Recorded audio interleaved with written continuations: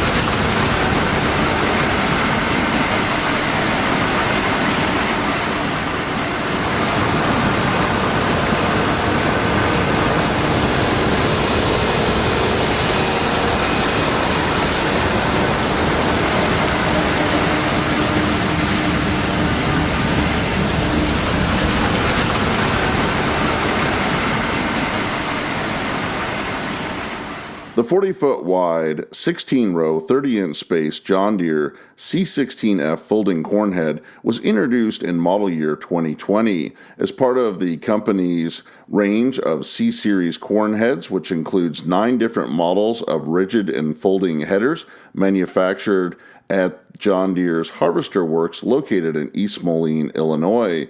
The corn heads range from the C6R 6-row 30-inch head all the way up to the C18F 20-inch folding corn head. The C16F is equipped with a 19-inch auger, which allows the header to consume a large amount of corn. The C16F can harvest 65 more acres per day than a 12-row 30-inch space corn head.